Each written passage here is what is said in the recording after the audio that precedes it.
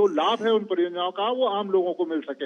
इस तरह की उनकी जो रणनीति है या कहें कि इस तरह की उनकी सोच रहती है कि ज्यादा से ज्यादा जो लाभ है वो आम लोगों को मिल सके।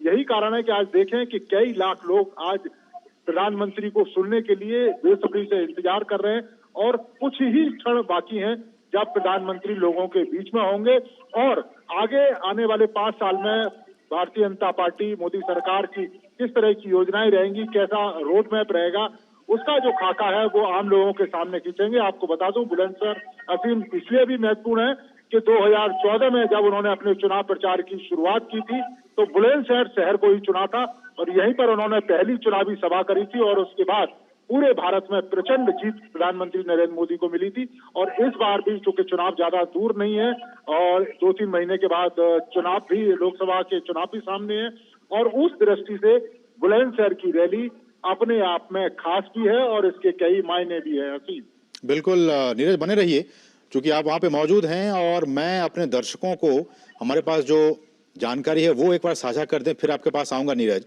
और जैसा कि हम बता रहे हैं कि 19,000 करोड़ रुपए से अधिक की परियोजनाएं आज सौगात के तौर पर बुलंदशहर को, यूपी को मिलने जा रही हैं। तो वो कौन कौन सी सौगातें हैं, वो कौन कौन सी परियोजनाएं हैं जिनकी सौगातें आज प्रधानमंत्री यूपी को देने वाले हैं? तो जैसे कि हमने आपको बताया कि चाहे वो डेडिकेटेड फ्रेट कॉरिडोर की बात हो, तेल और गैस पाइपलाइन की बात हो, इसके साथ साथ कई सड़क विकास परियोजनाएं भी हैं जिनको कि प्रधानमंत्री आज राष्ट्र को समर्पित करेंगे। इन परियोजनाओं में अलीगढ़ से भदवास 4 लेन वाला कार्य पैकेज है, साथ ही साथ शामली के रास्ते मेरठ से करनाल सीमा का चौड़ीकरण है, उसके बाद शामली मुजफ्फरनगर खंड को 4 लेन का बनाना शामिल है। 5,000 करोड़ रुपए से अधिक की संचयी लागत पर ये विकसित जो होंगे ये सड़क परियोजनाएं कनेक्टिविटी में सुधार करेंगी और क्षेत्र में आर्थिक विकास में मदद करेंगी। हम आएंगे और बाकी जानकारियों पर, लेकिन नीरज, इस बात का जिक्र है कि ये जो सड़क परियोजनाएं हैं वो कनेक्टिविटी में सुधार करेंगी और मुझे लगता है कि बीते 10 वर्षों में चाहे वो पूरब से लेकर पश्चिम भारत की बात हो या फिर उत्तर से लेकर दक्षिण भारत की बात हो, कनेक्टिविटी के लिहाज से इस सरकार ने बहुत ही बेहतरीन काम किया है कि अब आपको कहीं भी जाने की, अब जब आप जाते हैं तो उसमें बहुत ही कम समय लगता है और बहुत ही जल्दी आप पहुंच जाते हैं। देखिए कैसे आप पूरे विश्व के सिरमौर हो गए। हम सब गौरवशाली हैं कि आप हमारे प्रधानमंत्री हैं। मैं सादर सभी को उनका स्थान ग्रहण करने का अनुरोध करती हूँ। मंच पर उपस्थित माननीय राज्यपाल महोदया, माननीय मुख्यमंत्री जी समेत सभी उपस्थित आदरणीय जनों का स्वागत एवं अभिनंदन और अनुरोध माननीय मुख्यमंत्री जी उत्तर प्रदेश से कि हम सबकी तरफ से भगवान श्री राम की ये प्रतिमा भेंट करके माननीय प्रधानमंत्री जी को स्वागत करें, अभिनंदन करें। बहुत जोरदार तालियों के बीच हम सबकी तरफ से ये राम भगवान जिनको 22 जनवरी को माननीय प्रधानमंत्री जी ने रामलला के रूप में जिनकी प्राण प्रतिष्ठा की, इसी के साथ ODOP के अंतर्गत खुर्जा की सेरेमिक पॉटरी का ये चित्र जिसपे उकेरा हुआ है अयोध्या राम मंदिर का, ये ट्रे भी उनको हम सबकी तरफ से भेंट करके इस मंच पर आज बुलंदशहर की इस आध्यात्मिक धरती पर उनका स्वागत, अभिनंदन और वंदन। माननीय प्रधानमंत्री जी की प्रेरणा और मार्गदर्शन से उत्तर प्रदेश नित नए मील के पत्थर गढ़ रहा है और जिसमें प्रदेश के विकास को नए क्षितिज की ओर ले जा रहे हैं हमारे माननीय मुख्यमंत्री जी। बड़े ही आदर और सम्मान के साथ मैं माननीय मुख्यमंत्री जी से अनुरोध करती हूँ कि महोदय आप आए, हम सब की तरफ से माननीय प्रधानमंत्री जी का और मंच पर उपस्थित हमारे राज्यपाल महोदया का स्वागत करें।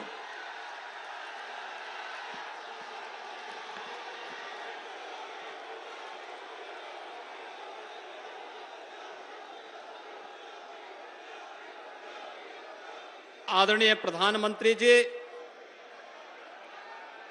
प्रदेश की माननीय राज्यपाल माननीय श्रीमती आनंदीबेन पटेल जी, भारतीय जनता पार्टी के प्रदेश के अध्यक्ष चौधरी भूपेंद्र सिंह जी, प्रदेश सरकार में उप मुख्यमंत्री श्री ब्रजेश पाठक जी, केंद्रीय मंत्री general doctor VK Singh ji, प्रदेश सरकार के मंत्री श्री अरुण सक्सेना जी, माननीय सांसदगण श्री महेश शर्मा जी, डॉक्टर भोला सिंह जी, श्री राजेंद्र अग्रवाल जी, श्री सतपाल सिंह जी, श्री सुरेंद्र सिंह नागर जी, सभी माननीय जनप्रतिनिधिगण,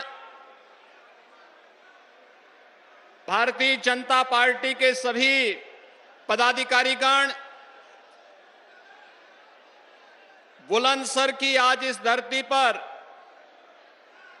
उपस्थित सभी बहनों और भाइयों, आदरणीय प्रधानमंत्री जी का उत्तर प्रदेश में आगमन 500 वर्षों के इंतजार को समाप्त करके अयोध्या में प्रभु श्री रामलला के भव्य मंदिर के उद्घाटन कार्यक्रम और रामलला की मूर्ति की प्राण प्रतिष्ठा कार्यक्रम के उपरांत पहला दौरा भी उत्तर प्रदेश वासियों का सौभाग्य है। आदरणीय प्रधानमंत्री जी का आशीर्वाद और सानिध्य उत्तर प्रदेश वासियों को बुलंदशहर की धरती पर प्राप्त हो रहा है। इस अवसर पर मैं आप सभी उपस्थित बहनों और भाइयों की ओर से उत्तर प्रदेश के 25 करोड़ जनमानस की ओर से आदरणीय प्रधानमंत्री जी का हृदय से स्वागत करता हूं, अभिनंदन करता हूं। भाइयों बहनों, उत्तर प्रदेश आज देश के अंदर विकास की प्रक्रिया के साथ तेजी के साथ आगे बढ़ता हुआ राज्य है। ये जो कुछ भी हो पा रहा है, आदरणीय प्रधानमंत्री जी की कृपा, उनके आशीर्वाद, उनका मार्गदर्शन और उनका नेतृत्व एक नए भारत के निर्माण की दिशा में जिस यशस्वी नेतृत्व के रूप में आज हम सब भारतवासियों को प्राप्त हुआ है, एक नए भारत का दर्शन न केवल 140 करोड़ भारतवासी कर रहे हैं, बल्कि दुनिया भी इस अद्भुत, अविस्मरणीय और अलौकिक अवसर से आज देख करके अचंभित है और भारत की ओर आकर्षित हो रही है। ये हम सबका सौभाग्य है कि हमारे पास प्रधानमंत्री के रूप में और अपने यशस्वी नेता के रूप में मोदी जी जैसा लोकप्रिय नेतृत्व हम सबके साथ में है और उनका मार्गदर्शन और नेतृत्व हमको प्राप्त हो रहा है। आज भी आपने देखा होगा, आपका स्नेह प्रधानमंत्री जी को मौसम की विपरीत परिस्थितियों का सामना करते हुए भी दिल्ली से बाई रोड, आपने पहले कभी नहीं देखा होगा कि कोई प्रधानमंत्री बाई रोड जनता जनार्दन के साथ संवाद बनाने के लिए आ रहा हो। और आज दिल्ली से बाई रोड प्रधानमंत्री जी सड़क मार्ग से हमारे बीच में आए हैं। मैं इस आयोजन के अवसर पर भाइयों बहनों प्रधानमंत्री जी का हृदय से अभिनंदन करता हूं, स्वागत करता हूं। आज हम सब जान रहे हैं, 3 दिन पहले अयोध्या का अद्भुत, अलौकिक और विस्मरणीय कार्यक्रम पूरे भारतवासियों ने और पूरी दुनिया ने देखा है। लेकिन साथ साथ इस अद्भुत और विस्मरणीय कार्यक्रम के उपरांत अयोध्या के बाद बुलंदशहर पश्चिमी उत्तर प्रदेश वासियों को आज प्रधानमंत्री जी का मार्गदर्शन प्राप्त होगा और उपहार स्वरूप आज पौष पूर्णिमा भी है।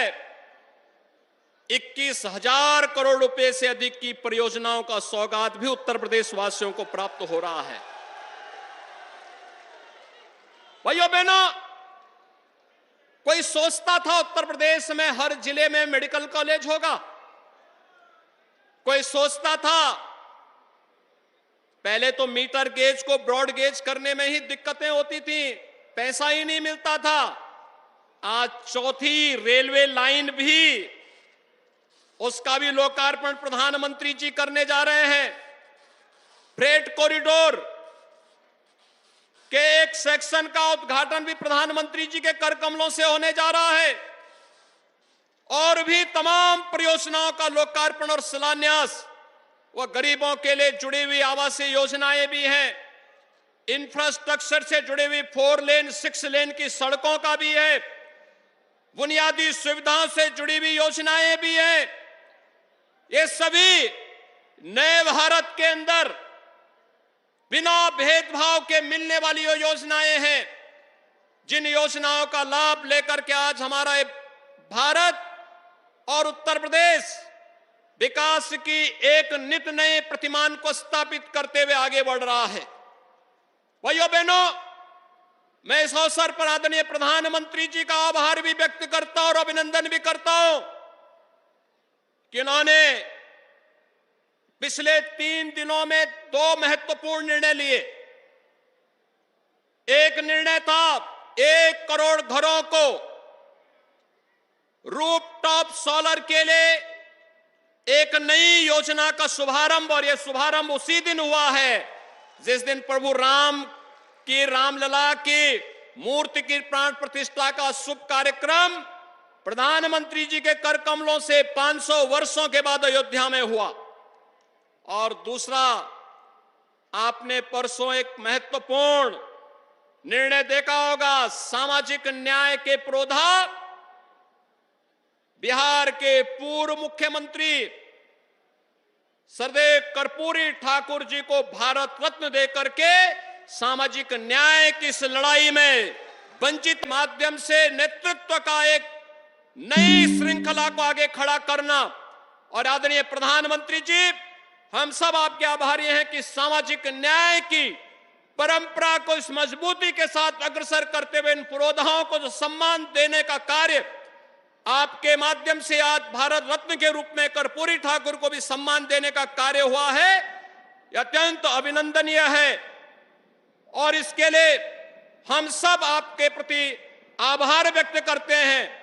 आज मौसम की विपरीत परिस्थितियों के बावजूद आपका बुलंदशहर की इस धरती पर आगमन, यह हम सब के लिए एक नई प्रेरणा है कि बिना रुके, बिना डिगे, बिना झुके हमें विकसित भारत के संकल्प को आगे बढ़ाने में प्राणपण से जुटना है। और इसी संकल्प को आगे बढ़ाने के लिए ये जनता जनार्दन आज आपका मार्गदर्शन प्राप्त कर रही है कि अभी कुछ दिनों के बाद जब इस देश में आम चुनाव होंगे तो जनता जनार्दन आपके साथ फिर से खड़ी होकर के फिर एक बार मोदी सरकार, फिर एक बार मोदी सरकार के संकल्प के साथ आगे बढ़ करके आपके नेतृत्व में तीसरी बार फिर से देश के अंदर 2014, 2019 से भी बड़े बहुमत के साथ फिर से सरकार बनेगी, इस विश्वास के साथ मैं आज के इस अवसर पर आपका फिर से बुलंदशहर की इस धरती पर हृदय से स्वागत करता हूं, अभिनंदन करता हूं। धन्यवाद। जय हिंद, जय जय श्री राम।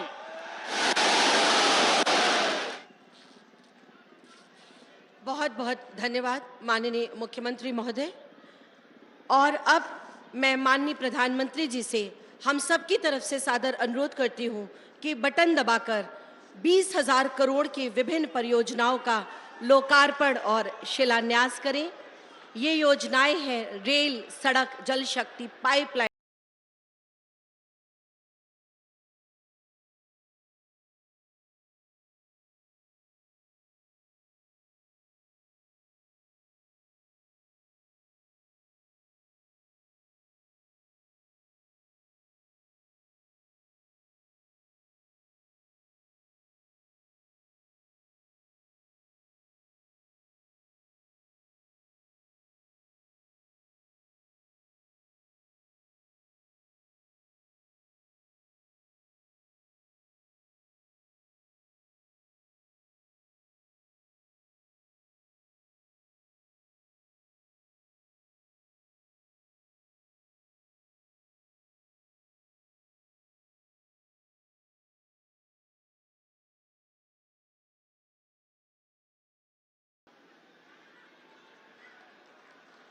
बहुत जोरदार तालियों से माननीय प्रधानमंत्री जी का एक बार पुनः अभिवादन करते हुए आइए एक ही छोटी सी फिल्म देखते हैं। उत्तर प्रदेश यानी देश की आध्यात्मिक विरासत को सहेजने वाला राज्य और भारत की आर्थिक व औद्योगिक प्रगति का प्रतीक। विश्व के सर्वाधिक लोकप्रिय नेता और यशस्वी प्रधानमंत्री श्री नरेंद्र मोदी जी का कुशल मार्गदर्शन लिख रहा है उत्तर प्रदेश के बुनियाद की एक नई गाथा।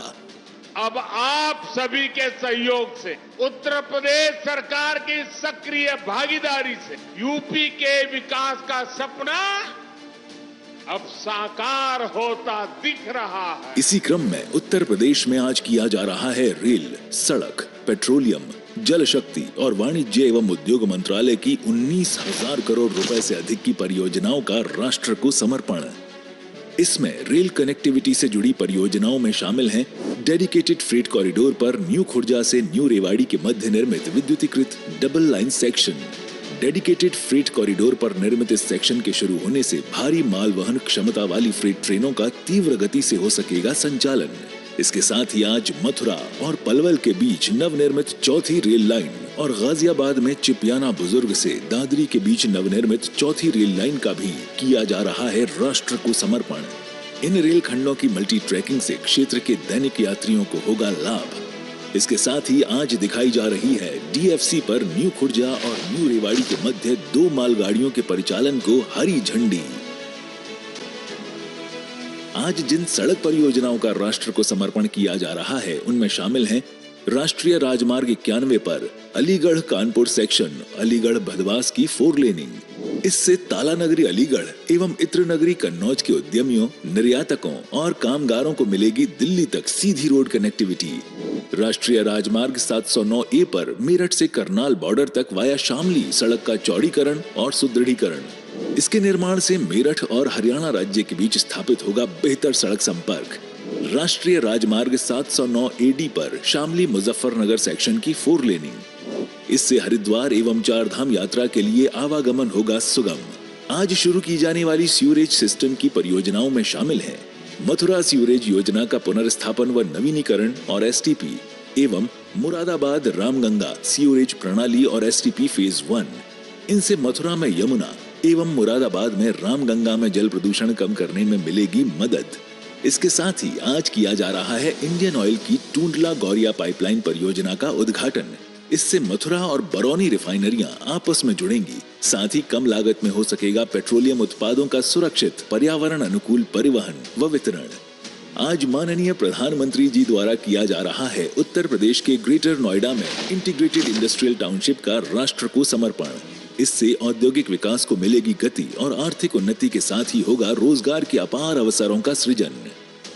इन परियोजनाओं से न सिर्फ उत्तर प्रदेश के विकास को मिलेगी गति, बल्कि विकसित और नए भारत का संकल्प भी होगा सिद्ध।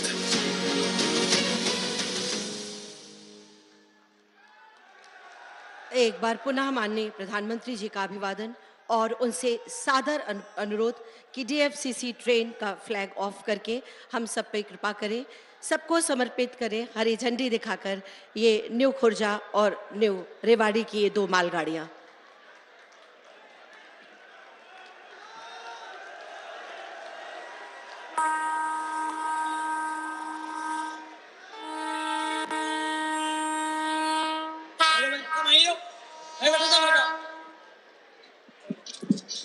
कैमरा पे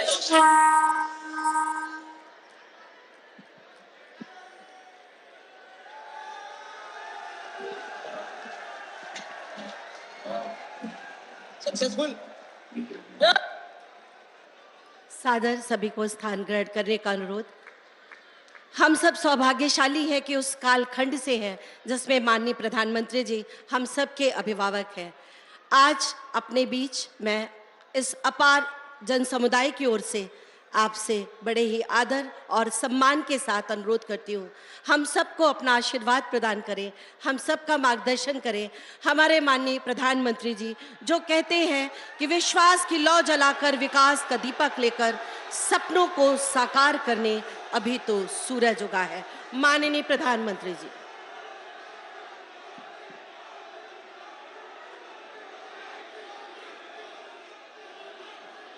भारत माता की, भारत माता की। उत्तर प्रदेश की गवर्नर आनंदीबेन पटेल,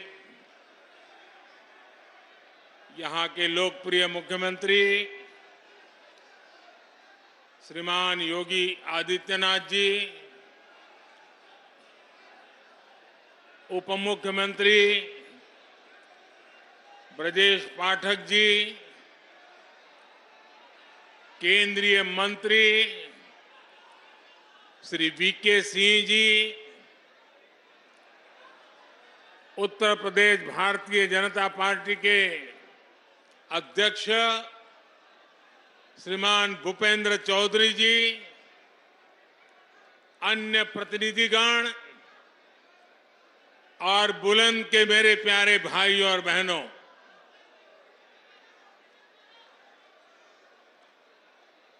आपका ये प्यार और ये विश्वास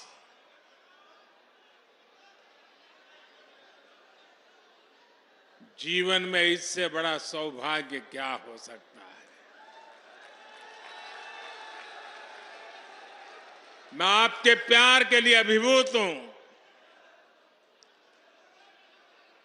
और मैं आज देख रहा था इतनी बड़ी तादाद में माताएं बहनें, और ये समय तो हमारे यहाँ परिवार में माताओं बहनों का सबसे व्यस्त समय होता है, रसोई का समय होता है, लेकिन सब छोड़ छाड़ करके इतनी बड़ी तादाद में हमें आशीर्वाद देने आए सभी माताओं बहनों को मेरा विशेष प्रणाम।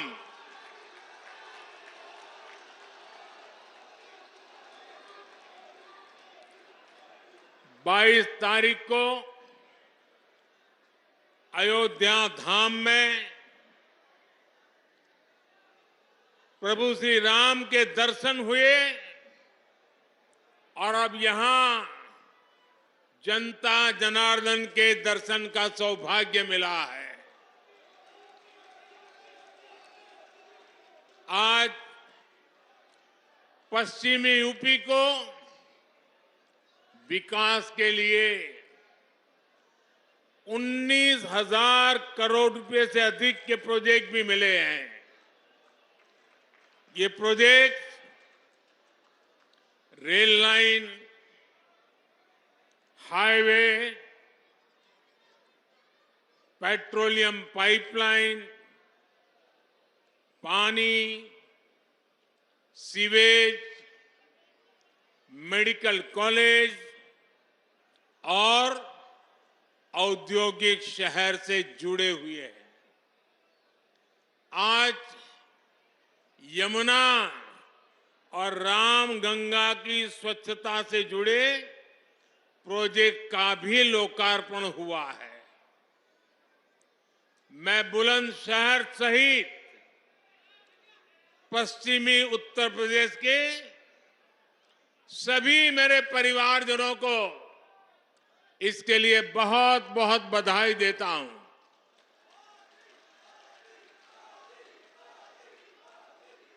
भाइयों और बहनों, इस क्षेत्र ने तो देश को कल्याण सिंह जी जैसा सपूत दिया है, जिन्होंने राम काज और राष्ट्र काज दोनों के लिए अपना जीवन समर्पित किया। आज वो जहां है, अयोध्या धाम को देखकर बहुत आनंदित हो रहे होंगे। यह हमारा सौभाग्य है कि देश ने कल्याण सिंह जी और उनके जैसे अनेक लोगों का सपना पूरा किया है। लेकिन अभी भी सशक्त राष्ट्र के निर्माण का, सच्चे सामाजिक न्याय का उनका स्वप्न पूरा करने के लिए हमें अपनी गति और बढ़ानी है। और जिसके लिए हमें मिलकर काम करना है।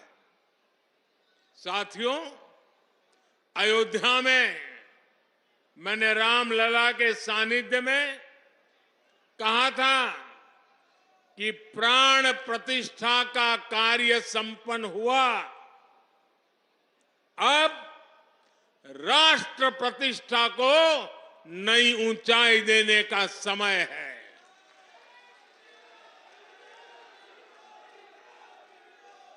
हमें देव से देश और राम से राष्ट्र के मार्ग को और प्रशस्त करना है।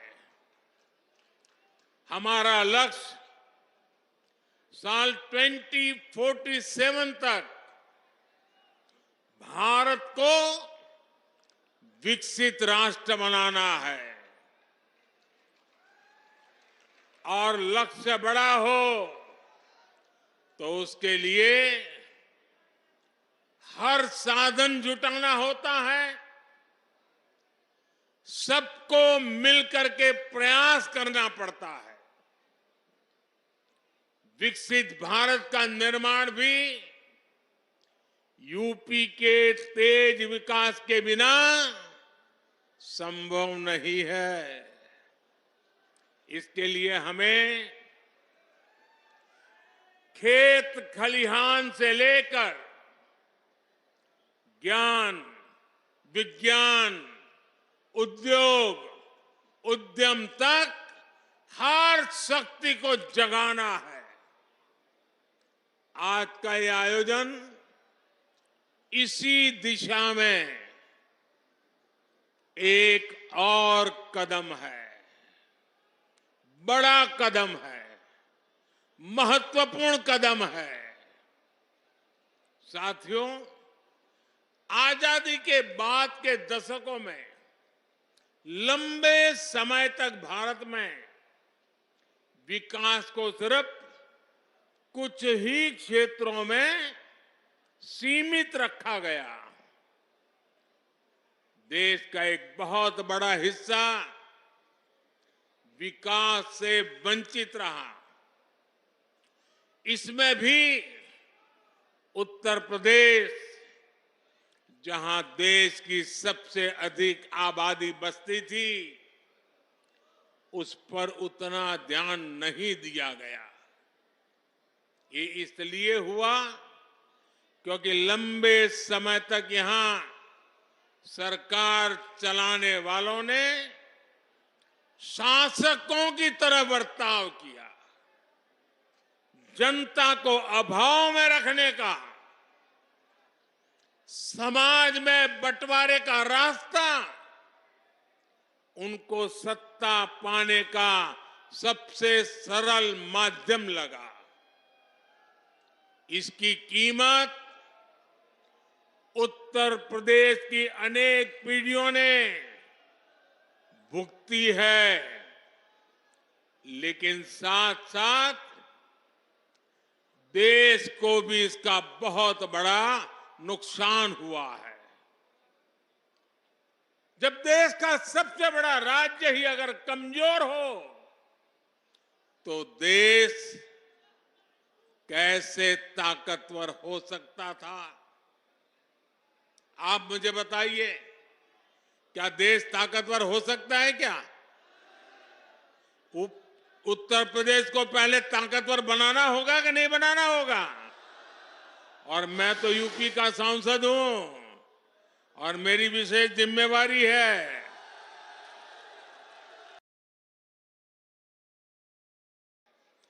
डबल इंजन की सरकार बनने के बाद से यूपी में पुरानी चुनौतियों से निपटने के साथ ही आर्थिक विकास को नई गति दी है।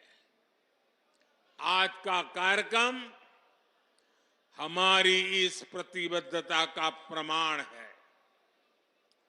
आज भारत में 2 बड़े डिफेंस कॉरिडोर पर काम चल रहा है।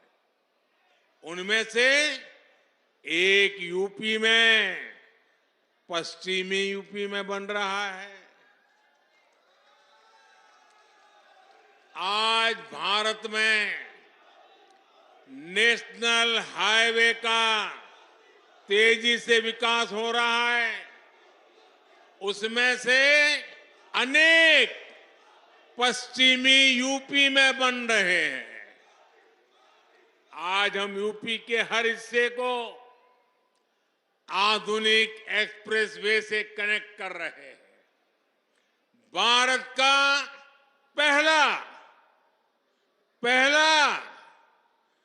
पहला नमो भारत ट्रेन प्रोजेक्ट पश्चिम यूपी में ही शुरू हुआ है। यूपी के कई शहर मेट्रो सुविधा से जुड़ रहे हैं। यूपी ईस्टर्न और वेस्टर्न डेडिकेटेड फ्रेट कॉरिडोर्स का हब बन रहा है। और ये बात बहुत बड़ी है साथियों। आने वाली शताब्दियों तक इसका महात्म्य रहने वाला है, जो आपके नसीब में आया है। जब जेवर इंटरनेशनल एयरपोर्ट बनकर तैयार हो जाएगा तो इस क्षेत्र को एक नई ताकत, नई उड़ान मिलने वाली है।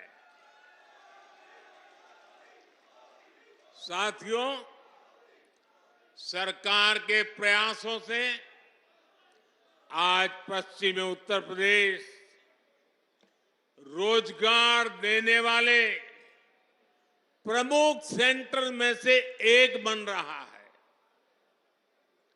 केंद्र सरकार देश में 4 नए औद्योगिक स्मार्ट शहर बनाने की तैयारी में है। ऐसे नए शहर जो दुनिया के श्रेष्ठ मैन्युफैक्चरिंग और निवेश स्थलों को टक्कर दे सके। इसमें से एक औद्योगिक स्मार्ट शहर पश्चिमी उत्तर प्रदेश के ग्रेटर नोएडा में बना है।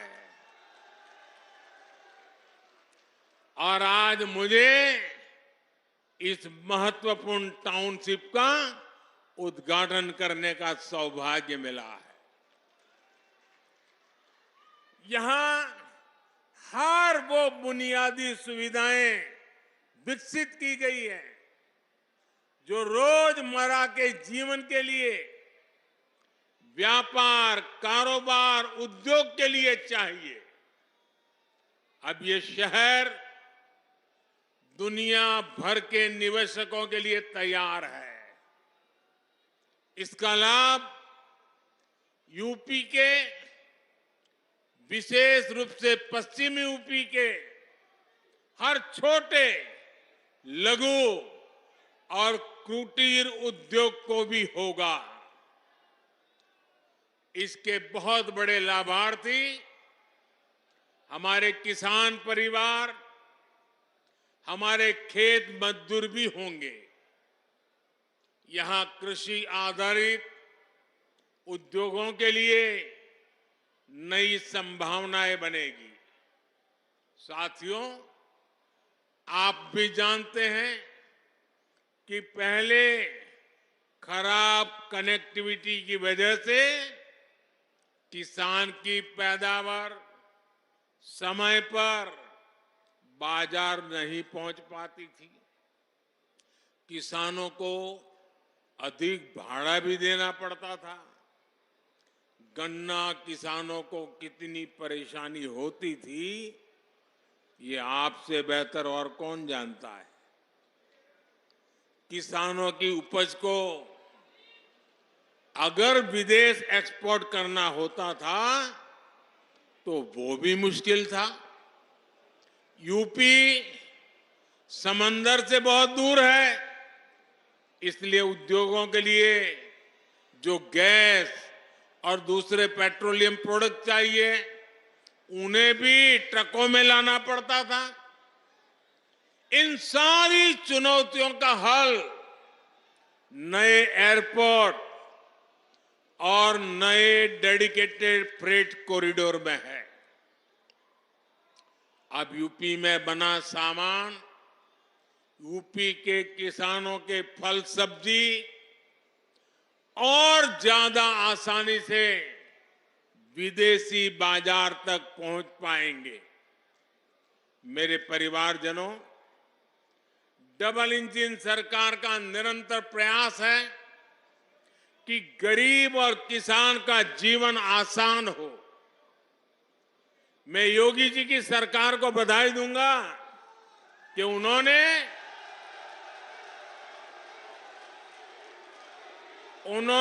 नए पेराई सत्र के लिए गन्ने का मूल्य और बढ़ा दिया है। गन्ना किसान हो, गेहूं और धान किसान हो, सभी किसानों को पहले अपनी ही उपज का पैसा पाने के लिए लंबा इंतजार करना पड़ता था। लेकिन हमारी सरकार इस परिस्थिति से किसान को बाहर निकाल रही है। हमारी सरकार ने ये सुनिश्चित किया है, मंडी में अनाज बेचने पर किसान का पैसा सीधे किसान के बैंक अकाउंट में जाना चाहिए। डबल इंजन सरकार ने गन्ना किसानों से जुड़ी समस्याओं को भी लगातार कम करने का प्रयास किया है।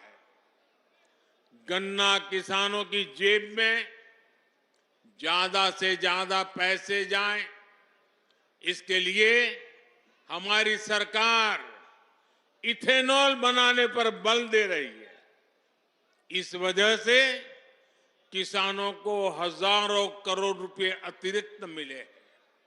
साथियों, किसानों का हित हमारी सरकार की सर्वोच्च प्राथमिकता है। आज सरकार हर किसान परिवार के इर्द गिर्द एक पूरा सुरक्षा कवच बना रही है। किसानों को सस्ती खाद मिलती रहे, इसके लिए बीते वर्षों में हमारी सरकार ने लाखों करोड़ रुपए खर्च किए हैं। दुनिया में आज यूरिया की जो बोरी 3,000 रुपए तक की मिल रही है, भारत के किसानों को 300 रुपए से भी कम में मिल रही है। आपने ठीक से सुना क्या? ये यूरिया की बोरी दुनिया में 3,000 रुपए तक में बिकती है, जबकि भारत सरकार आपको वो बोरी 300 से भी कम कीमत में देती है।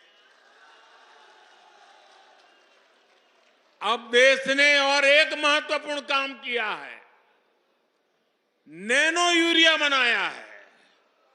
इससे एक बोरी खाद की शक्ति एक बोतल में समा गई है। इससे भी किसानों को लागत कम होगी, बचत होगी।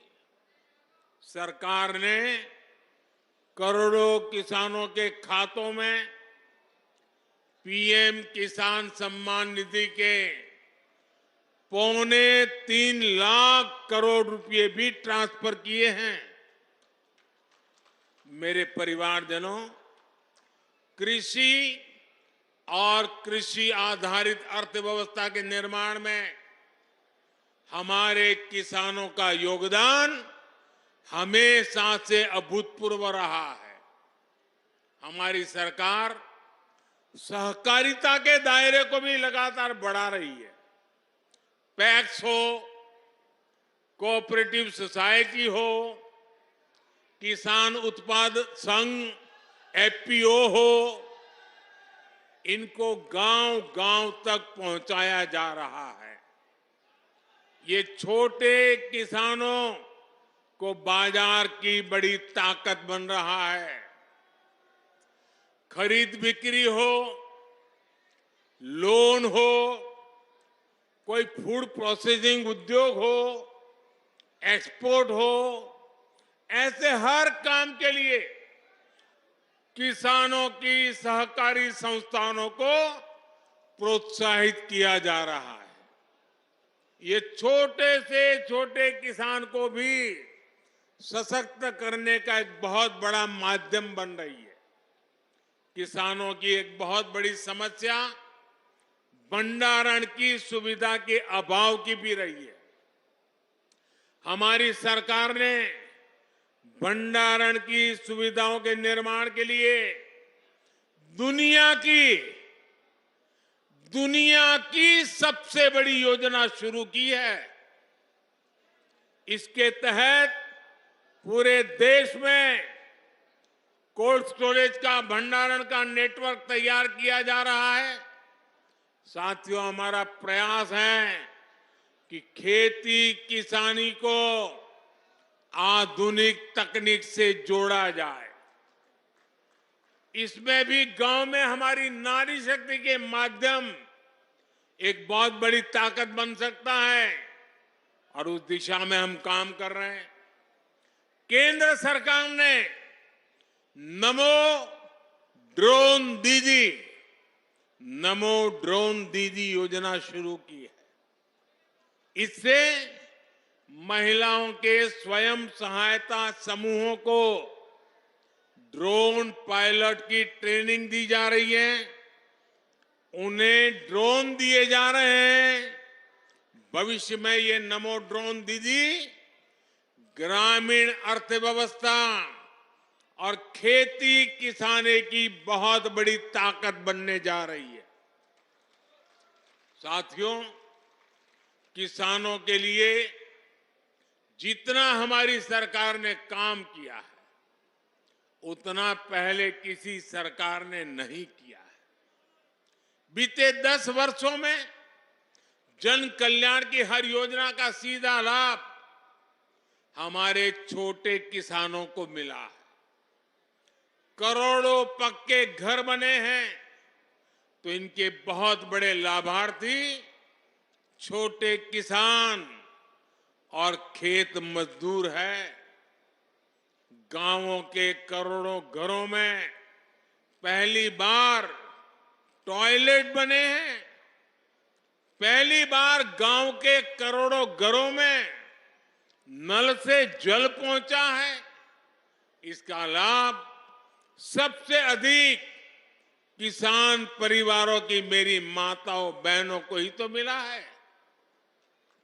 पहली बार किसानों और खेत मजदूरों को भी पेंशन की सुविधा मिली है।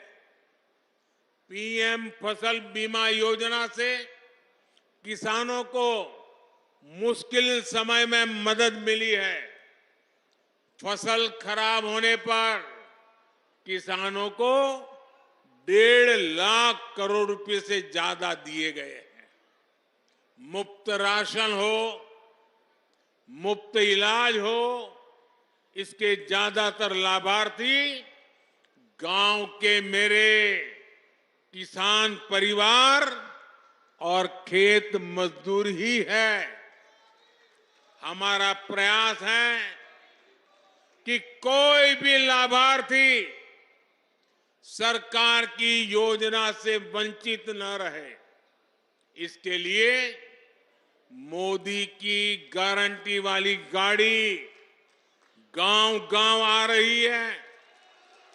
यूपी में भी लाखों लोग इस गारंटी वाली गाड़ी से जुड़े हैं।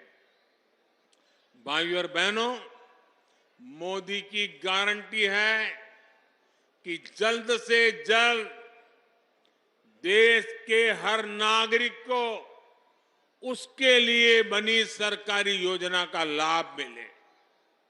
आज देश मोदी की गारंटी को गारंटी पूरा होने की गारंटी मांगता है,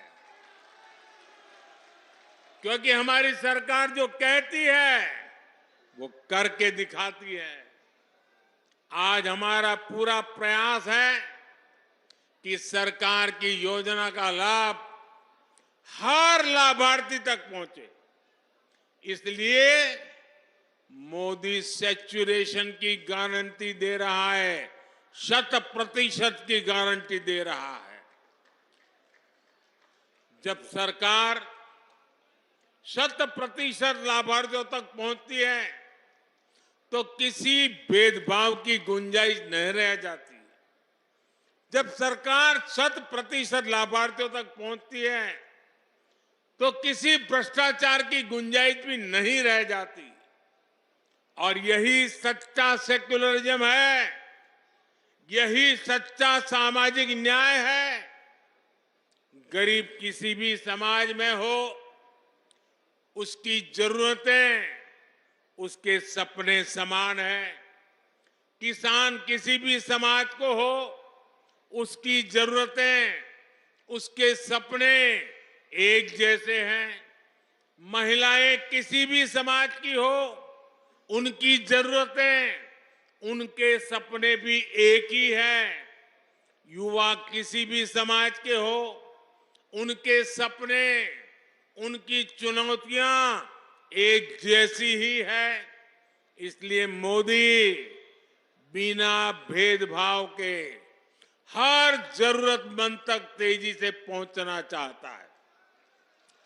आजादी के बाद लंबे समय तक कोई गरीबी हटाओ का नारा देता रहा, कोई सामाजिक न्याय के नाम पर झूठ बोलता रहा, लेकिन देश के गरीबों ने देखा कि सिर्फ कुछ परिवारों के घर अमीरी आई, कुछ ही परिवारों की राजनीति फली फूली।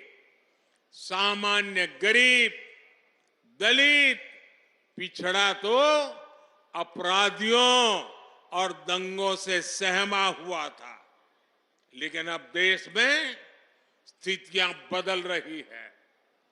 मोदी ईमानदारी से आपकी सेवा में जुटा है। इसी का नतीजा है कि हमारी सरकार के 10 वर्षों में 25 करोड़ लोग, यह आंकड़ा बहुत बड़ा है, 25 करोड़ लोग गरीबी से बाहर निकले हैं। जो बाकी बचे हैं उन्हें भी उम्मीद जगी है कि वे भी जल्द ही गरीबी को परास्त कर देंगे। साथियों, मेरे लिए तो आप ही मेरा परिवार है।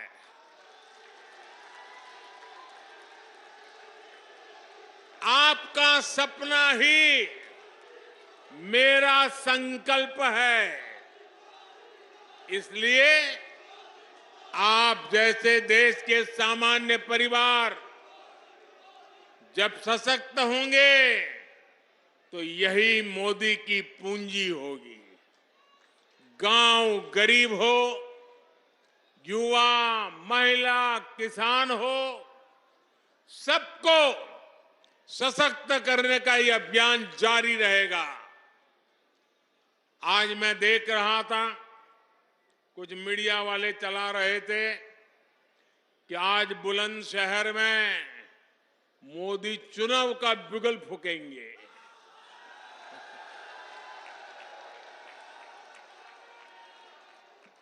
मोदी तो विकास का बिगुल फूंकता रहता है। मोदी तो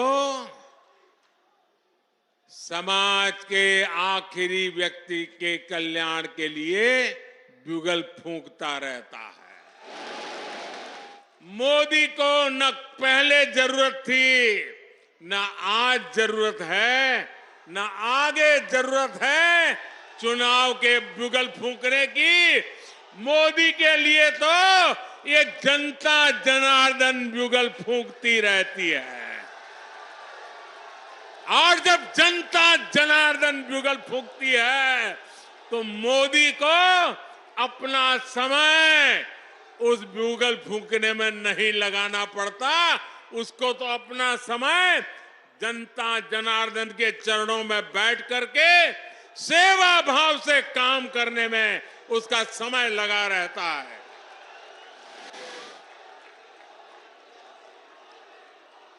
एक बार फिर आप सभी को विकास कार्यों के लिए बहुत बहुत बधाई। मेरे साथ पूरी शक्ति से बोलिए, भारत माता की। शाबाश, भारत माता की, भारत माता की। बहुत बहुत धन्यवाद।